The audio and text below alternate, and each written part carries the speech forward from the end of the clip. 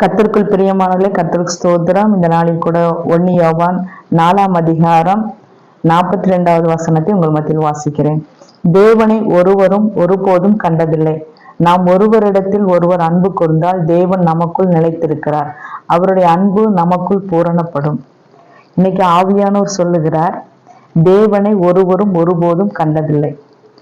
பரிசுத்த ஆவியானவரை நாம் என்ன செய்யலைங்க, ஒருபோதும் கண்டதில்லை. ஆனா கர்த்தர் இருக்கிறார் என்பதை நாம் என்ன செய்யறோம், விசுவாசிக்கிறோம். கர்த்தர் ஆண்டவரே ஜெபம் பண்ணும்போது, நாம் பாடும்போது, நம்ம ஆராதிக்கும் போது, கர்த்தரோடு விண்ணப்பம் செய்யும் போது கர்த்தர் என்ன செய்யறாருங்க, நம் மத்தியில வருவார். ஆனா நமக்கு தெரியாது. ஆனால் நீங்க வந்திருக்கீங்கப்பா, நீங்க வந்திருக்கீங்கப்பா நாம் விசுவாசிக்கும் போது சர்வ வல்லவர் கூடவே நின்று கொண்டிருப்பார். நம் விண்ணப்பத்தை கவனித்து கூர்ந்து கேட்பார். எல்லாவற்றிற்கும் செவிசாய்த்து பதில் கொடுப்பார். அதனால தேவனை ஒருபோதும் ஒரு மனிதனும் கண்டதில்லைங்க. ஏன்னா ஒருவரும் சேரக்கூடா ஒளியில் வாசம் செய்தவர், ஒருவருமே அதுல சேர முடியாது. அப்படி பரிசுத்த வல்லமையில் நிறைந்த தெய்வம் வாசம் செய்கிறவரா இருக்கிறார். அதனால இன்றைக்கு கர்த்தர் நம்மோடு இருக்கிறார் என்ற விசுவாசத்தோடு இருக்கும் பொழுது கர்த்தர் மெய்யாவே நம்மளோடு கூட ஒவ்வொரு காரியத்தை வெளிப்படுத்துவார். அதை எப்படி வெளிப்படுத்தணுமா, நாம் ஒருவரிடத்தில் ஒருவர் அன்பு கூர்ந்தால் தேவன் நமக்குள் நிலைத்திருக்கிறார்.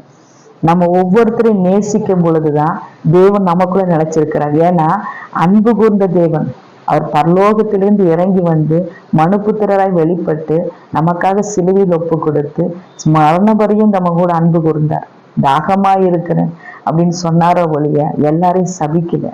இவர்களை மன்னியும் தான் சொன்னாரோ ஒழிய இவர்களை என்ன செஞ்சாங்க, ஒருத்தரையுமே எந்த வார்த்தையுமே சொல்லல. இவர்கள் இன்னதென்று அறியாமல் செய்யற பாவங்களை மன்னியும் சொல்லி பிதாவிடத்துல வேண்டுதல் கேட்டார்.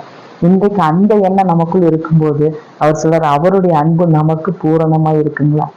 தேவனுடைய அன்பு நமக்குள் பூரணமா இருக்கும்போது கர்த்தர் என்ன செய்யறாருங்க, நமக்குள் வருகிறார், நம்மளோடு வாசம் செய்கிறார், நம்மளோடு பேசுகிறார். அதனால ஒருவரோடு ஒருவர் அன்பு கூறும்போது கர்த்தருடைய அன்பு நமக்குள் நிலைத்திருக்கிறது. அந்த அன்போடு நாம் பேசும்போது நம் ஜெபம் ஒரு செகண்டுக்கு போயிட்டு வந்துடும். நம் பரலோகத்துல நம்ம என்ன நம்ம ஆண்டவர் சமூகத்துல ஜெபிக்கிறோமோ அது பரலோகத்துல ஒரு நொடி பொழுது போய் பதில் கொடுக்கணும். அதனால தேவன் இந்த நாள்ல கூட உங்களோடு பேசுகிறார். நம்ம அன்போடு வெளிப்படும் போது கர்த்தர் ஒவ்வொருக்குள் வாசமா இருப்பார். கர்த்தர் கொடுத்த வார்த்தைக்கு நன்றி.